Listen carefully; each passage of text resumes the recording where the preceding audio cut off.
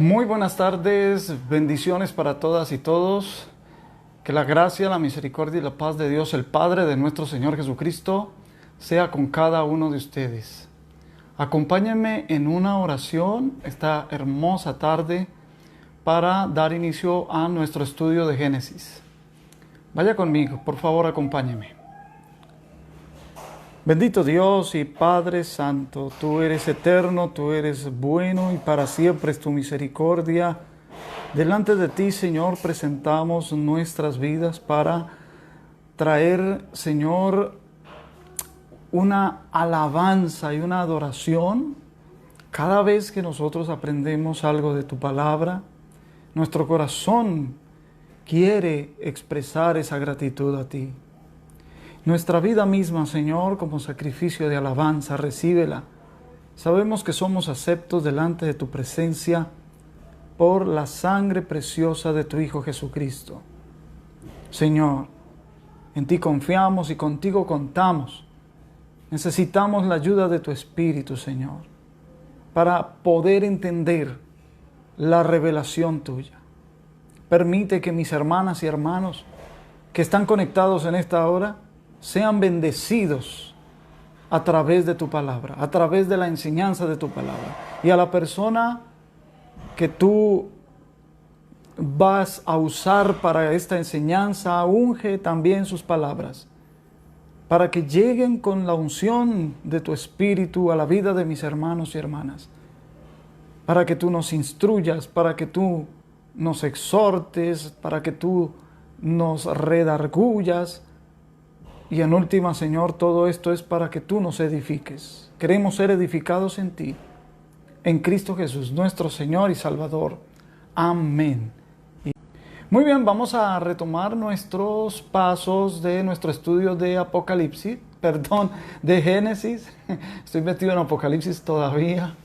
De Génesis, y vamos a iniciar una nueva perícopa. Esta perícopa está en todo lo que es el capítulo 3. Es un nuevo tema y es la desobediencia, la caída del hombre. Y es necesario que nosotros estemos prestos a dejarnos acariciar por estos textos. Sería irresponsable si lo hacemos a la ligera, si pasamos haciendo una lectura rápida. No se trata de eso, se trata de que vayamos poco a poco digiriendo la palabra del Señor para que sea nuestro alimento. No voy a leer toda la perícopa, no voy a leer pasaje, voy a ir leyendo versículo por versículo y vamos a ir considerando todas aquellas cosas que son de interés. Amén. Entonces, el capítulo 3 de libro de Génesis, versículo 1, vamos a iniciar en la consideración de este texto. Saludos a mi pastora Patricia García, que también se conecta a esta hora. También recibo sus saludos y sus bendiciones. Muchas gracias. Pero la serpiente era astuta más que todos los animales del campo que Jehová Dios había hecho, la cual dijo a la mujer: con que Dios os ha dicho, no comáis de todo árbol del huerto. Ok, es interesante aquí mirar, este texto contiene mucha sustancia. El versículo número 1, habla de varias cosas, pero comienza con la frase, pero la serpiente. Ese pero que está al comienzo del texto es un indicador del inicio de una nueva perícopa, pero también es un indicador que, en contraste de lo que hasta aquí se ha dicho en el capítulo 1 y en el capítulo 2, hay un contraste muy marcado, la presencia de alguien. Y aquí se le llama serpiente. Y para esto pues vamos a estar muy cuidadosos el por qué Moisés, que fue quien escribió el Génesis, el por qué Moisés le llama serpiente. No siempre fue una serpiente. Primero fue lucero y de ahí él sufrió una caída por causa de su rebelión y fue degradado como criatura, un ser tenebroso, lleno de tinieblas, y ahora se manifiesta en el plano físico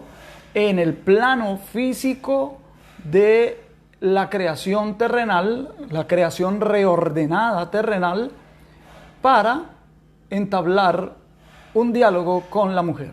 Saludos a mi hermano Johnny Sánchez, que está conectado desde Francia. Gloria al Señor.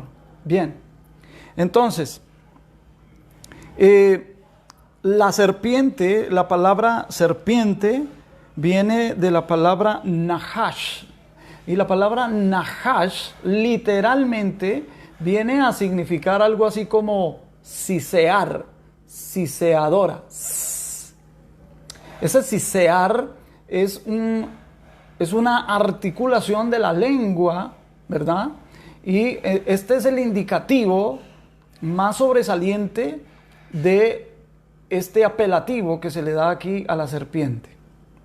Nahash, que es distinta a las serpientes del capítulo 1 y en el versículo 24, donde dice: luego dijo Dios, produzca la tierra seres vivientes según su género, bestias y serpientes. Ahí la palabra serpientes del capítulo 1, verso 24 es la palabra remes. Entonces es distinto en el español, serpiente y serpiente. ¿Por qué? Porque aquí la palabra Nahash también se traduce como serpiente. Esa es una pregunta interesante. Pero primero descifremos la identidad de esta serpiente para tener en mente a qué es que se está refiriendo Moisés aquí. Vamos a ir a Apocalipsis en el capítulo 12, libro de Apocalipsis, en el capítulo número 12, vamos a leer un versículo allí donde se nos revela la identidad de la serpiente. Capítulo 12 de Apocalipsis, verso 9. Y fue lanzado fuera el gran dragón, la serpiente antigua, que se llama Diablo y Satanás, el cual engaña al mundo entero. Fue arrojado a la tierra y sus ángeles fueron arrojados con él. Y vuelve a llamársele en este capítulo la serpiente en el versículo en el versículo 15. Y la serpiente arrojó de su boca tras la mujer agua como un río. La serpiente, otra vez, ya sabemos por el verso 9 que esta serpiente es el que se llama Diablo y Satanás. Ya teniendo la identidad bíblica, es decir, la Biblia nos revela la identidad de la serpiente y en Apocalipsis se le llama antigua, y el vocablo antiguo en el griego significa original, la original. Antigua quiere decir que es anterior a las serpientes que fueron creadas en el quinto día del reorden. O sea, las serpientes fueron creadas tal y como las conocemos hoy, animales que se arrastran. El vocablo remes en el capítulo 1, verso 24, es idéntico al del verso 25. Verso 25 dice: e hizo Dios animales de la tierra según su género, y ganado según su género, y todo animal que se arrastra. Ahí está otra vez la palabra remes. Y aquí los traductores usan este juego de palabras para darnos a entender que estas serpientes del verso 24 son las mismas que se arrastran. O sea, Dios las creó así desde el comienzo. Dios las hizo tal y como las conocemos. Amén. Pero esta Nahash del capítulo 3, versículo 1 de Génesis, es una criatura anterior a estas, es original, y la palabra Nahash, qué interesante, la palabra Nahash también es una palabra que usa Moisés para hablar de la adivinación. claro que si no tenemos el recurso para ver el hebreo, pues nos va a quedar muy difícil descifrar estas cosas. Por eso otra vez mi recomendación, hermanas, hermanos, ustedes y yo tenemos una herramienta valiosa. En Google, tú puedes ir a Google y escribes allí Biblia interlineal. Y entonces te va a aparecer el Antiguo Testamento en hebreo y el texto hebreo que se va a leer, el texto hebreo se lee de derecha a izquierda. Debajo va a haber unas letricas rojas en donde se supone es la traducción. No es muy fiel la traducción porque eso se lo dejaron al programa de computación. Eso no lo hizo como en los tiempos antiguos de traductores que lo hacían a mano. Aquí es un programa de traducción que se encarga de establecer las palabras y no siempre coinciden, o sea, no siempre son fieles. Así que no debemos confiarnos en la traducción que aparece en letricas rojas, sino en el numerito que aparece sobre cada palabra hebrea. Entonces uno pulsa allí ese número y se le abre una ventana en donde le dice de qué raíz hebrea viene, cuál es su definición, cuál es el número en la concordancia Strong y cuáles son las formas en que se definen en la Reina y Valera. Entonces es una herramienta muy buena, hermano. Entonces yo les recomiendo que lo hagan. Vea conmigo, por ejemplo, en Génesis en el capítulo 30, en el versículo 27, vamos a leer allí ese versículo. Génesis 30, versículo 27, esta es la historia cuando Jacob sale ya de la casa de Labán. Una vez Raquel da a luz a José, salen de la casa de Labán y Labán va tras de Jacob, ¿verdad? Porque se da cuenta que sus ídolos han desaparecido y ya nosotros sabemos por la lectura bíblica que Raquel se había llevado los ídolos de su padre. Y entonces aquí está Labán hablando con Jacob y vamos a leer el verso 27. Y Labán le respondió a Jacob: halle yo ahora gracia en tus ojos y quédate. He experimentado, aquí esta palabra experimentado es la palabra nahash, literalmente es nihashti, pero viene la misma raíz, nahash, nihashti y nihash es lo mismo. Pero aquí, y cuando tú miras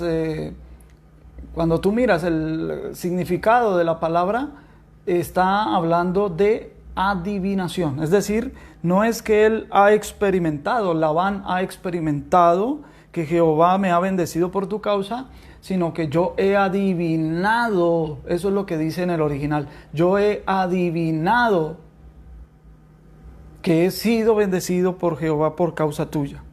Entonces, aquí nihashti es la misma palabra nahash de Génesis capítulo 3 verso 1.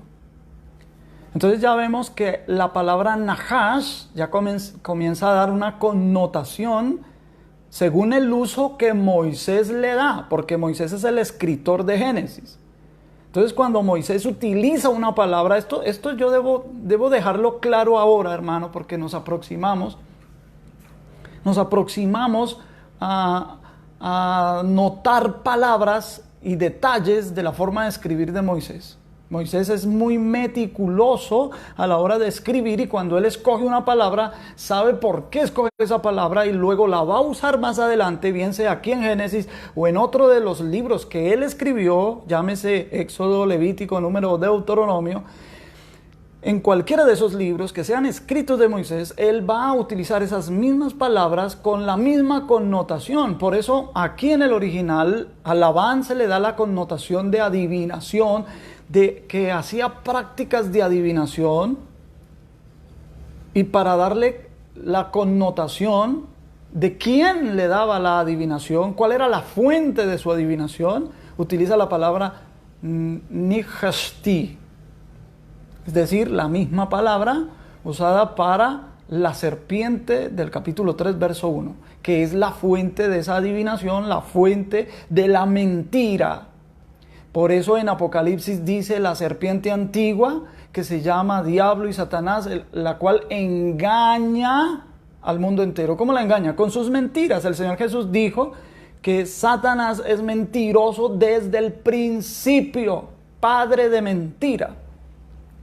Entonces, esta es la connotación, por eso se utiliza la palabra Nahash como serpiente. Bien, entonces, pero la pregunta que sigue es, ¿cómo vamos a resolver nosotros el que hubiera escogido la palabra serpiente? Porque Nahash sí se usa en el libro de Números, vuelve Moisés a usar la palabra Nahash, más exactamente en su plural, Nahashim, en Números capítulo 21, vamos a ir allí, esto también lo escribió Moisés, Números en el capítulo 21, ustedes recordarán el episodio de las serpientes ardientes en el desierto, que mordían y que la gente moría, y que Dios le dijo a Moisés, hazte una serpiente de bronce y ponla en un asta, todo el que mirare la serpiente será sano, ¿verdad? Eso está en el capítulo 21 de Números. Y vamos a leer desde el verso 4 para que tenga sentido, pero nos interesa el verso 6. Voy a leer desde el 4, pero nos interesa el 6. Entonces dice así. Después partieron del monte de Or, camino del Mar Rojo, para rodear la tierra de Edom. Es decir, Edom es otro nombre para Esaú, y se desanimó el pueblo por el camino. Y habló el pueblo contra Dios y contra Moisés. ¿Por qué nos hiciste subir de Egipto para que muramos en este desierto? Pues no hay pan ni agua, y nuestra alma tiene fastidio de este pan tan liviano, refiriéndose al maná. Esto es delicado. Entonces dice el verso 6, que es el que nos interesa. Y Jehová envió entre el pueblo, fue Dios el que envió, entre el pueblo, serpientes ardientes. Y esta palabra, serpientes ardientes, son las Nahashim o Nahashim, en plural, las mismas Nahash. Entonces sí hay unos animales venenosos, serpientes venenosas del desierto, llámesele actualmente la bamba negra, que es una cobra del desierto, sobre todo del desierto arábigo, demasiado venenosa, hermano. En tan solo minutos su veneno puede cobrar la vida de un hombre, de una persona. Entonces aquí es interesante, y aquí hay una pista muy importante. ¿Por qué Moisés utiliza la palabra Nahash para Satanás? Es decir, ¿por qué allá en Génesis 3.1 no dice, y el cocodrilo, o el hipopótamo, o si iba a escoger una vez, digamos, el buitre, era más astuto que todos los... No, dice la serpiente. ¿Por qué utiliza la palabra serpiente? Ya vimos una de las razones es que tiene que ver con adivinación, y la fuente de la adivinación, que en últimas es la mentira, que es el engaño de Satanás, y por eso Nahash tiene una connotación hacia la mentira, hacia el engaño, hacia la adivinación. ¿Amén? Pero aquí hay otra razón, y es que aquí va a hablar Moisés, o aquí habla Moisés del origen de esta serpiente. Entonces él utiliza las serpientes venenosas del desierto para aplicar a ellas el mismo apelativo para la antigua, para la serpiente antigua. Y aquí les llama Hanahashim, Ha-Sefarim. ¡Wow! Si usted, hermano o hermana, todavía no capta lo que yo estoy diciendo, voy a volver a repetirlo en hebreo. Perdón, voy a leerlo en el español, el verso 6, y voy a leer la frase que corresponde en hebreo. Dice, y Jehová envió entre el pueblo serpientes ardientes, que mordían al pueblo y murió mucho pueblo de Israel. Entonces esto de serpientes ardientes dice Hanehashim Hasefarim. Sefarim es de la raíz sefar, que significa serafines. Ha-serafim. No sefarim, sino serafín, perdón. Corrijo. Ha-serafim. ¿Y qué con esto? Bueno, esto es lo que está indicando el origen de la serpiente antigua. Que luego el Espíritu Santo, por el profeta Ezequiel, nos revela del todo lo que esto significa. Ezequiel conocía la Torá, los escritos de Moisés, y entonces él puede hacer ese juego de palabras también. Ezequiel en el capítulo 28, y sobre todo no Ezequiel, hermanos, el Espíritu Santo, que fue el que lo inspiró. Ezequiel capítulo 28, versículo 14, que aquí está hablando de lucero. Voy a leer el verso 14 en adelante. Dice, tú, querubín grande, ya sabemos a quién se refiere, a lucero, protector, yo te puse en el santo monte de Dios. Allí estuviste, en medio de las piedras de fuego te paseabas. Ahí está, piedras de fuego. Son las mismas serafín. Las piedras de fuego, los serafines son, la palabra serafín significa ardientes, que queman. Amén. Ya vamos a ver algunos testigos bíblicos que esto es así.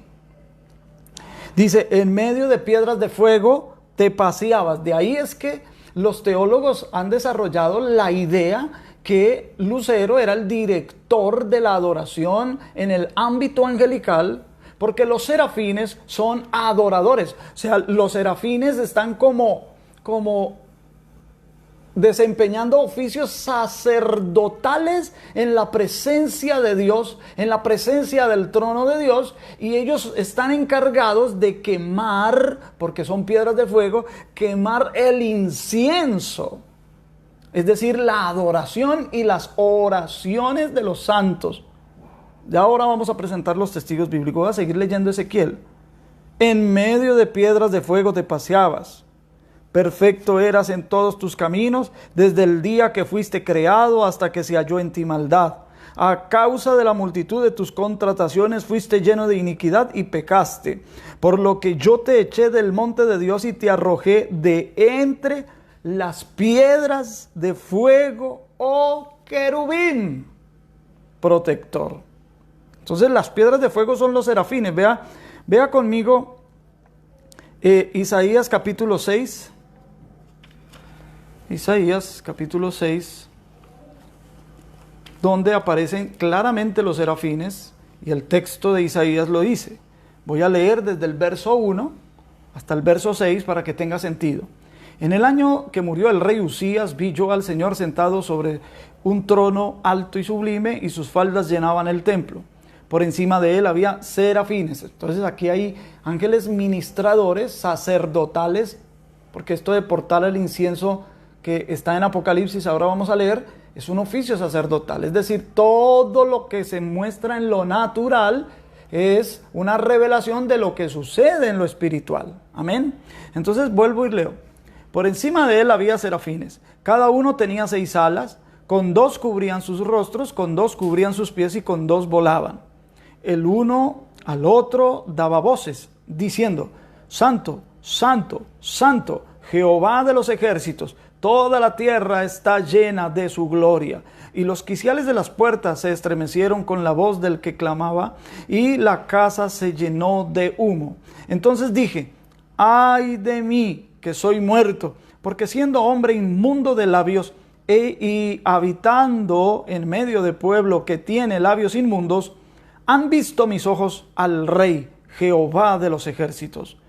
Y voló, verso 6, este es el que nos interesa. Y voló hacia mí uno de los serafines, teniendo en su mano un carbón encendido, tomado del altar con unas tenazas. ¿De cuál altar? Compare entonces, ahora vamos a comparar lo que dice aquí en Ezequiel, el verso 18. Dice, con la multitud de tus maldades y con la iniquidad de tus contrataciones profanaste tu santuario. Yo pues saqué fuego de en medio de ti, el cual te consumió y te puse en ceniza sobre la tierra a los ojos de todos los que te miran. Entonces, sacó fuego de en medio del lucero para consumirlo.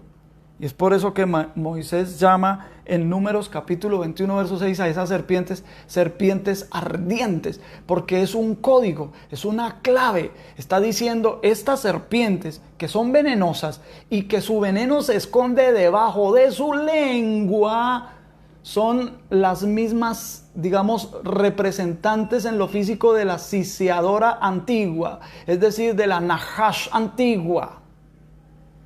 Por eso se le llama en Números serpientes ardientes. Pero vamos a presentar el testigo bíblico de Apocalipsis, porque allí están otra vez los serafines. Se agregan algunos detalles a esos serafines. En el capítulo número 4,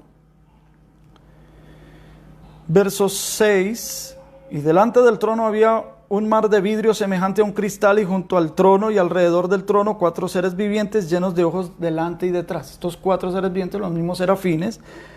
Y dice, el primer ser viviente era semejante a un león, el segundo semejante a un becerro, el tercero tenía rostro como de hombre y el cuarto era semejante a un águila volando. Y los 4 seres vivientes tenían cada uno 6 alas, los mismos de Isaías capítulo 6. Y alrededor y por dentro estaban llenos de ojos. Por eso es que ellos en Isaías pueden ver la gloria de Dios. Dice, y la tierra está llena de su gloria, porque los serafines ven más que cualquier otra criatura. Ellos pueden ver la gloria de Dios. Y la tierra está en presente. Allá dice en Isaías, la tierra está llena de su gloria. Lo que no está llena la tierra es del conocimiento de la gloria de Dios, que Habacuc es que profetiza que la tierra será, tiempo futuro, todavía no ha llegado ese tiempo, pero será llena del conocimiento de la gloria de Dios. ¿Qué es lo que no tenemos nosotros? El conocimiento de la gloria de Dios. Pero la tierra sí está llena de la gloria de Dios. Por ejemplo, tú puedes ver un dientecito de ajo, y un dientecito de ajo tiene antibióticos. Dios puede ser nuestro antibiótico natural, o sea, sobrenatural, pero Él ha dejado un antibiótico natural. Y si ese dientecito de ajo cumple con su misión, está revelando la gloria de Dios en la creación. Y eso lo veían los serafines. Nosotros a veces no los vemos, pero los serafines sí lo veían. Sigo leyendo. Alrededor y por dentro estaban llenos de ojos y no cesaban día y noche de decir, santo, santo, santo, es el Señor Dios Todopoderoso, el que era, el que es, el que ha de venir. Lo mismo que cantaban en Isaías. Pero vaya conmigo al capítulo 7 de Apocalipsis, capítulo 8, versículo 2. Y vi a los 7 ángeles que estaban de pie ante Dios y se les dieron las 7 trompetas. Bueno, el verso 3. Otro ángel, aquí vamos a descubrir que es un serafín, vino entonces y se paró ante el altar. ¿Se acuerdan que en Isaías dice, junto al altar, dispensando el incienso, tomando carbones encendidos de allí? Son los serafines. En Isaías 6 dice, otro ángel vino y se paró ante el altar con un incienso de oro, y se le dio mucho incienso para añadirlo a las oraciones de todos los santos sobre el altar de oro que estaba delante del trono. Y de la mano del ángel subió a la presencia de Dios el humo del incienso. Quiere decir que cuando este ángel tomó el incienso en su mano, se quemó y subió el humo a la presencia de Dios, porque este es un ser de fuego, serafín. Y en números se dice Nahashim ha serafín, serpientes ardientes. Hermano, esto es sorprendente cómo Moisés escogió muy bien las palabras para que los lectores de Moisés supieran a qué se estaba refiriendo, cuál es la connotación de una palabra. Y de esto nos vamos a chocar muy seguido en nuestro estudio del Génesis. Apenas hemos estudiado 2 capítulos, pero ahora que estamos en el 3er capítulo, ya vamos a empezar a encontrar en común algunas palabras y vamos a tener que revisarlas. Es por eso que los eruditos bíblicos se han dado cuenta de esto y en las reglas de la interpretación bíblica, ellos han puesto la regla de oro, que es la Biblia se interpreta por la misma Biblia, pero además hay una regla adicional, porque hay varias reglas, y hay varias reglas, incluso las reglas hebraicas para la interpretación, ¿sí? Que se les llama las parashot, definen que hay que hacer. Hay una ley que se llama la ley de la primera mención. Hay que investigar la primera vez que la Biblia menciona dicha palabra o dicha frase para ver qué connotación tiene originalmente, ¿no? Y es importante tener en cuenta esto.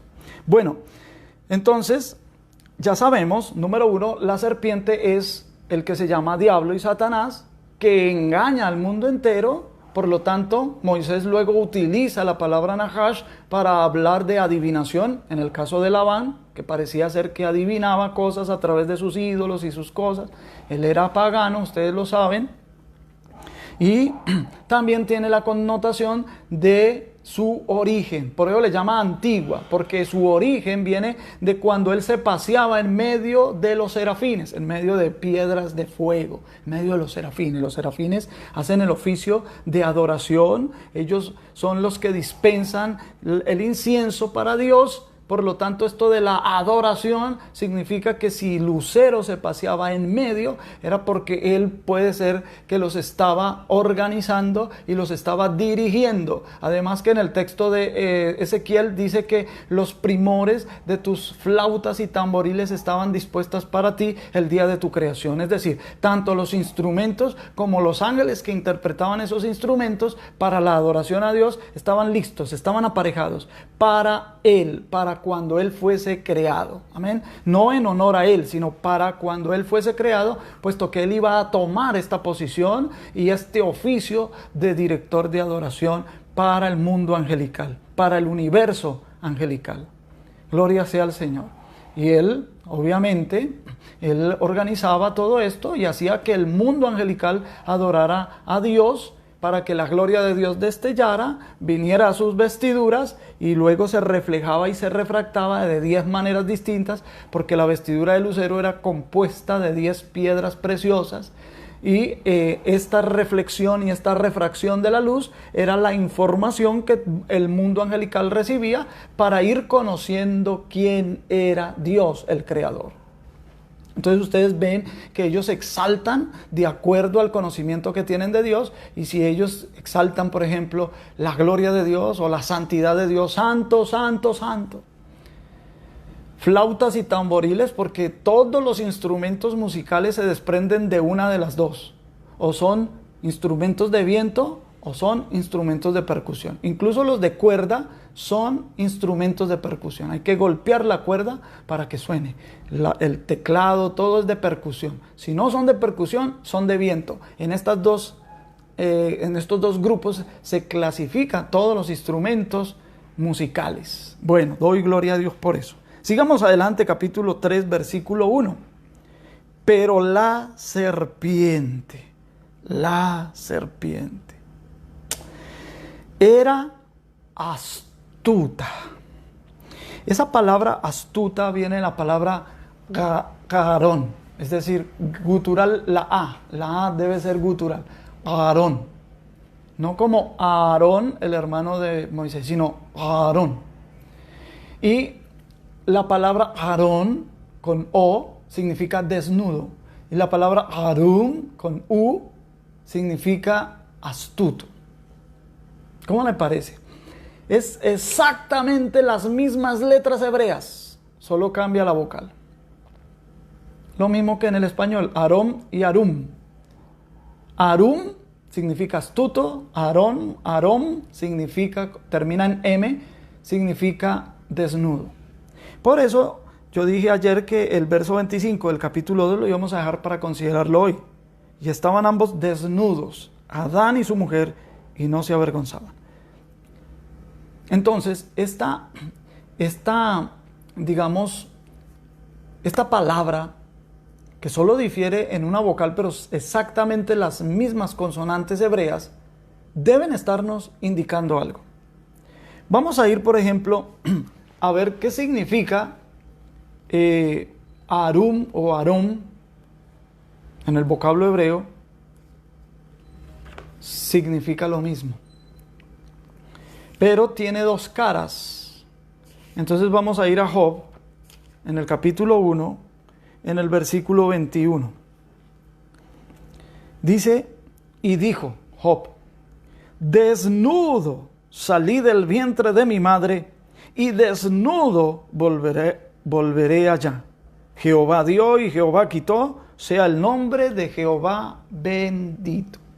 Entonces aquí la palabra desnudo viene de Aarón, la misma que se usa para Adán y Eva en capítulo 2, verso 25. Pero ¿qué significa Aarón? Aarón, desnudo, es la traducción, pero su significado es expuesto. Una persona que está expuesto, una persona que es sin experiencia. Aarón. Ahora veamos el otro sentido que se le da aquí también en el mismo libro, en Job, capítulo 5, en el versículo 12, veamos el otro sentido, o la otra palabra, Arum, dice, capítulo 5, 12, que frustra los pensamientos de los astutos. Ahí está, Arum. Claro que aquí está en su forma plural, Arumim, que también significa persona expuesta, sin experiencia. Vamos a explicar esto.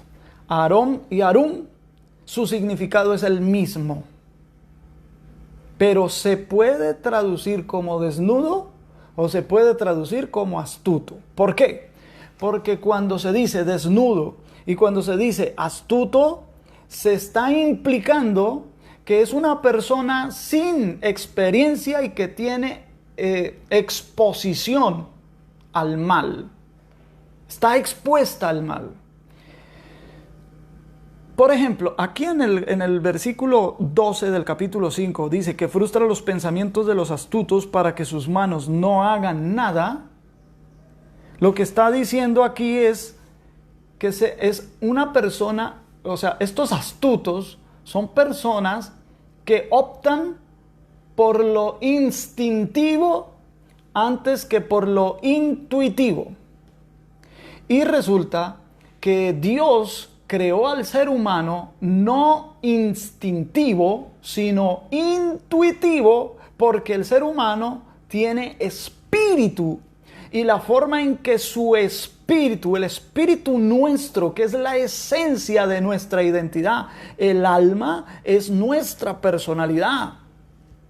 Nuestra verdadera identidad radica en nuestro espíritu, y cuando nuestro espíritu, nuestra identidad se quiere expresar, lo hace a través de la intuición. Si fuésemos seres solamente almáticos o biológicos, como el caso de los animales, quienes fueron dotados por instinto.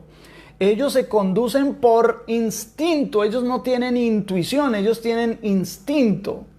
Ese instinto de preservación hace que un animal, en el caso de una mascota, por ejemplo, que la mascota sabe quién le brinda alimento, quién le brinda protección, quién le brinda seguridad, quién le brinda afecto.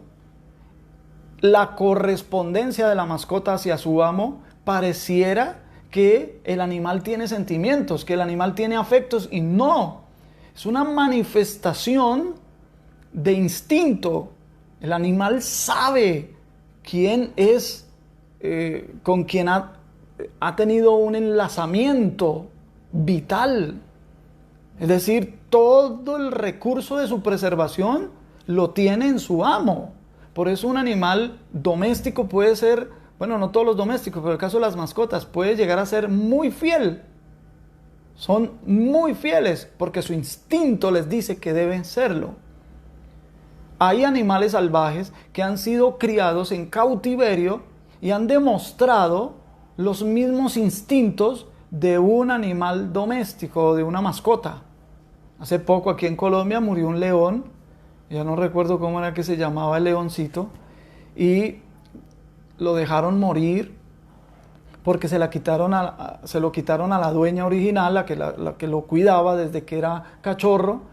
Y hay imágenes y hay videos de cuando esta mujer llegaba a las rejas y este león llegaba y la abrazaba era tierno ver eso y maravilloso. ¿Cómo un animal salvaje se puede comportar así? Y no solo, para citar aquí un ejemplo en Colombia, pero lo hemos visto en documentales, en la National Geographic, por ejemplo. Vemos casos de animales criados en cautiverio cuyos amos y entrenadores juguetean con ellos, y estos animales salvajes se comportan como si fueran mascotas, porque ellos por instinto saben quiénes están proveyendo todos los recursos que necesitan para subsistir. Entonces un animal que vive en un entorno salvaje va a ser salvaje y va a hacer todo lo necesario para subsistir porque su instinto se lo dice. Amén. Eso es. Entonces aquí vemos que el hombre astuto es astuto porque opta por el instinto, es decir, se rebaja al nivel animal en vez de ser, ¿qué? Intuitivo. Vamos a mirar, por ejemplo, en Proverbios capítulo 22 y Proverbios 22, cómo maneja el sabio Salomón, el Espíritu Santo a través del sabio Salomón. Capítulo 22, verso 3, ¿cómo maneja esta palabra? Aquí la palabra se traduce por avisado. La palabra arum, o sea, astuto, astucia, se traduce por avisado. Dice, el avisado ve el mal y se esconde, mas los simples pasan y reciben el daño. Los avisados. Aquí no está hablando del sabio. Un avisado no es un sabio. Le tienen que avisar algo para él prevenirse, para él esconderse, ¿verdad? Entonces lo que está diciendo aquí es que es una persona igualmente vulnerable, que es una persona expuesta, porque la vulnerabilidad es en su sentido de tomar decisiones para escoger entre lo instintivo y lo intuitivo. Otra vez repito, lo instintivo es en el nivel animal y lo intuitivo es en el nivel humano. Debido a esa exposición, debido a esa desnudez, si se permite, porque la palabra es la misma, arum, arom, debido a su desnudez, el avisado va a actuar de acuerdo a la advertencia que se le ha hecho, de acuerdo al aviso que se le ha dado, y no se fiará de su exposición, de su desnudez. Entonces podrá escoger conscientemente entre la astucia o la prudencia. Entonces por eso y mire al maestro de los maestros. Él es el que mejor nos revela todo para desenmarañar esto, de arum, arom, de desnudez y astucia. Mire lo que dice San Mateo en el capítulo número 10. San Mateo 10. Y en el versículo 10, ¿dónde estoy? 10:16, sí. Dice, he aquí, yo os envío como a ovejas en medio de lobos. Sed pues. Entonces aquí hay una orden, un imperativo. Sed, es una orden, hay que serlo. Sed. Y el pues está ahí porque lo que está queriendo decir es por consecuencia de lo que ya se dijo. O sea, como yo los envío como a ovejas en medio de lobos, debo darles una orden. ¿Cuál es la orden? Ustedes tienen que ser.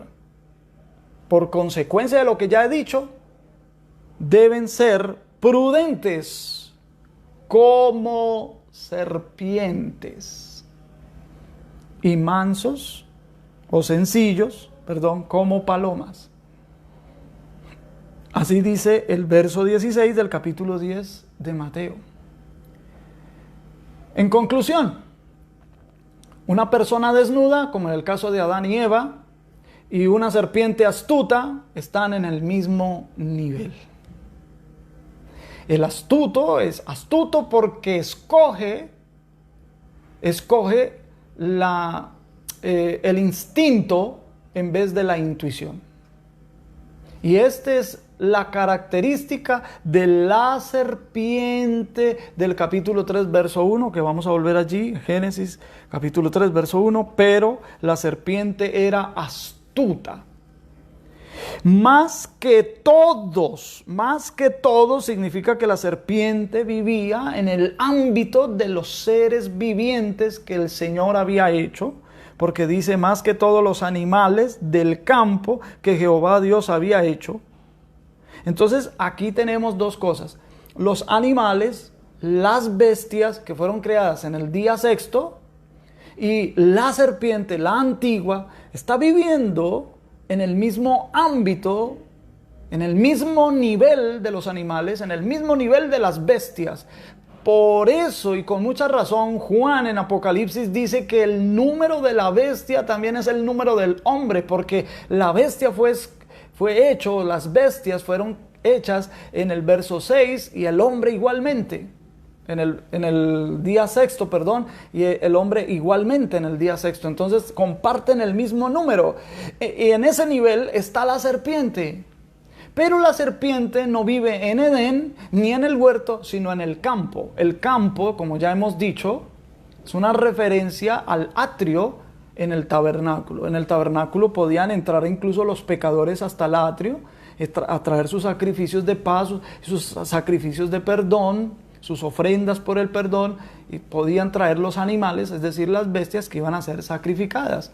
Bueyes, carneros, corderos, cabras o palominos eran los que se sacrificaban delante del Señor. Amén. Entonces, aquí el campo es otra palabra que más adelante nos va a dar una indicación especial para poder entender luego otro episodio bíblico del capítulo 4. Entonces, el campo en donde vivía la serpiente, en el nivel de los animales, en el nivel de las bestias. Y cuando vayamos a leer la maldición que Dios le dio a la serpiente, Él le dice: maldita serás entre todos los animales y entre todas las bestias. O sea, todavía vas a ser rebajada, serpiente, a un nivel inferior al de las bestias. Porque Dios en la ley de Moisés ordena a tener cuidado de las bestias. Ten cuidado de las bestias, dice el Señor. Y a la serpiente no hay que tenerle cuidado de nada. Está por debajo de las bestias. Pero cuando lleguemos a esa maldición lo vamos a ver con más detalle.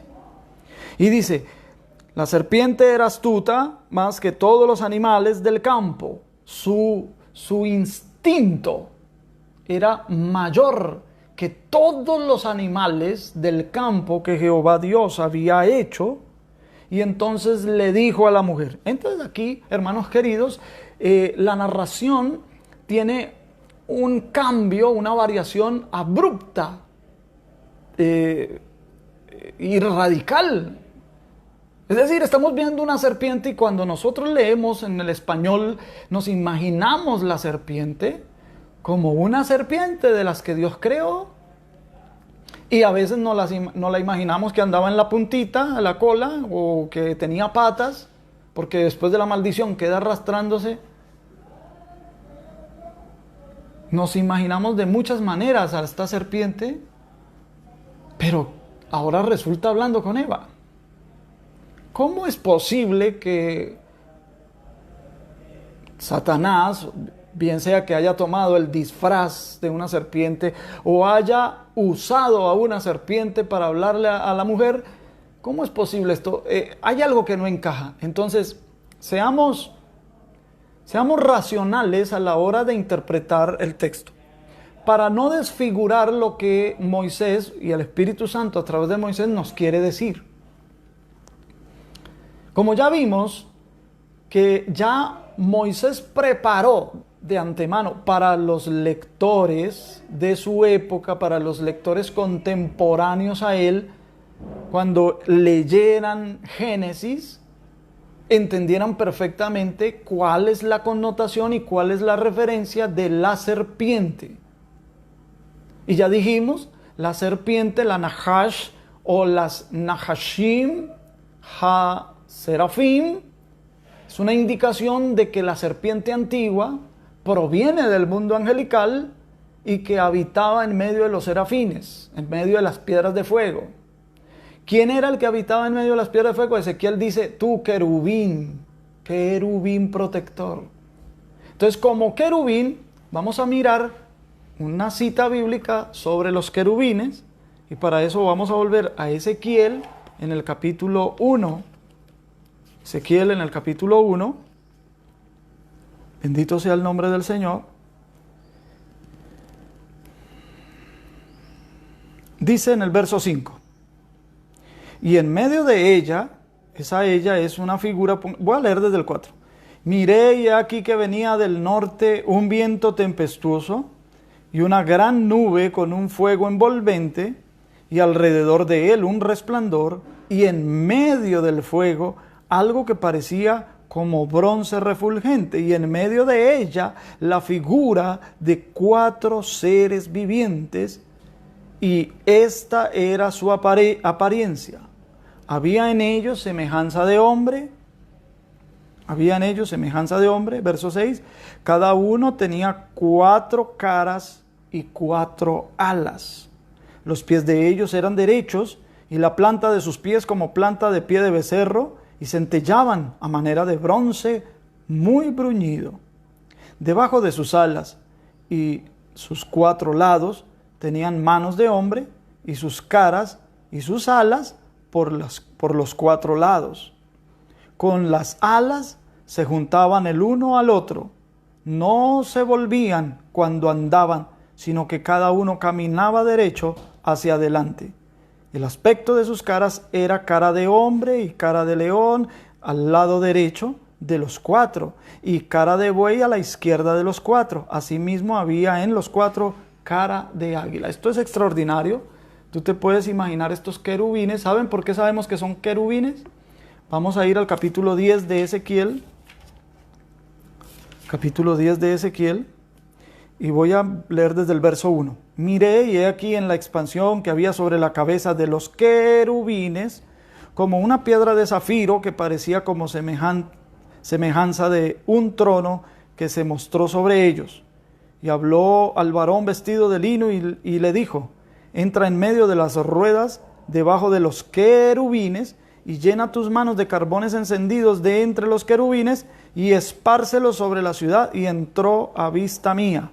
Y los querubines estaban a la mano derecha de la casa cuando este varón entró y la nube llenaba el atrio de adentro. Entonces la gloria de Jehová se elevó por encima del querubín al umbral de la puerta. Y la casa fue llena de la nube y el atrio se llenó del resplandor de la gloria de Jehová. El estruendo de las alas de los querubines se oía hasta el atrio de afuera como la voz del Dios omnipotente cuando habla.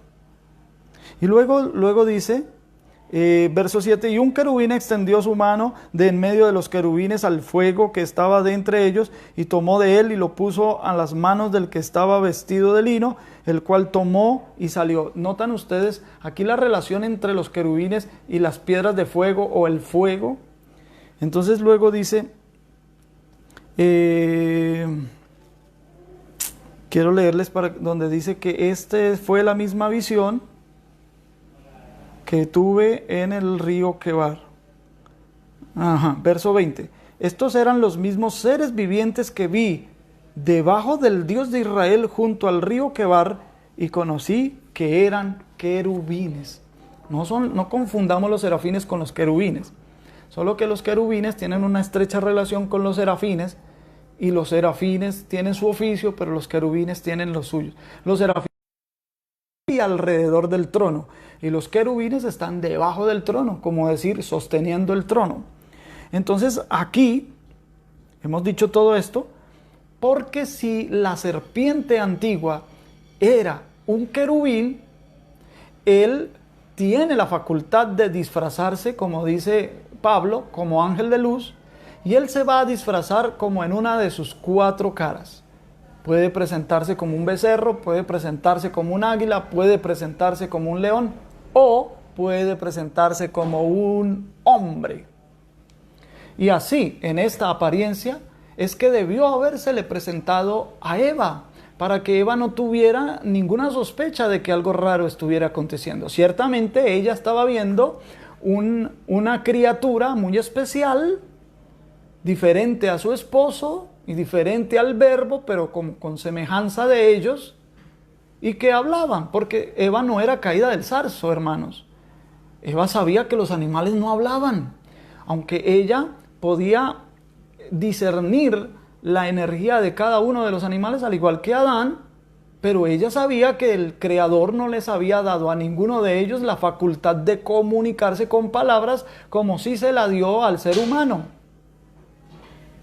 Tú tienes que imaginar también que no es que Adán y Eva vivieron en el Edén solo unas cuantas semanas. No sabemos cuántos vivieron ellos allí. Ellos pudieron haber vivido cientos de años. La serpiente, ella no sabía el lenguaje que Dios le había dado al hombre para la comunicación. Entonces la serpiente tenía que aprender ese lenguaje para luego comunicarse de manera efectiva con la mujer. Esto le hubo de tomar un tiempo de análisis, de estar observando, de estar viendo. La serpiente no podía entrar en el huerto porque Adán era el Señor y él vigilaba, él guardaba el huerto. Pero ella desde el campo vigilaba, observaba, estaba pendiente. Y ahora vemos a este ser apareciéndosele a Eva en forma de hombre. Yo pienso que debió haber sido así. Si le aparece como un león, Eva va a sospechar, pero los leones no hablan. Si se le aparece como un águila, pero las aves no hablan. Si se le aparece como un becerro, pero los becerros, los bueyes, los toros no hablan. Pero si se le aparece como hombre, con su rostro de hombre, ella va a querer hablar, va a estar interesada en hablar con él. Y por eso aquí, este cambio abrupto en la descripción del verso 1, hace una descripción de la serpiente y de una vez dice, la cual dijo a la mujer. Habló con ella, solo con ella, con que Dios os ha dicho, no comáis de todo árbol del huerto. Y ya aquí comienza a sisear. Ya comienza a inyectar el veneno que se esconde debajo de la lengua. Esta es la clave para entender sobre la serpiente. Mis amados hermanos, se nos acabó el tiempo. Mañana continuaremos viendo este interesante pasaje de la Biblia. Quiero decirles, mis amados hermanos, que cuando se conecten a las 3:45, ahora todas las clases de Génesis está abierta para el que quiera, para todo aquel que quiera venir y aprender la palabra del Señor. Estamos estudiando el Génesis. Conéctese, mis amados hermanos, mis amadas hermanas, por SET Teología. Y está abierta al público. Mil bendiciones, un abrazo a todos. Los quiero mucho en el amor del Señor. Bendiciones, nos vemos mañana.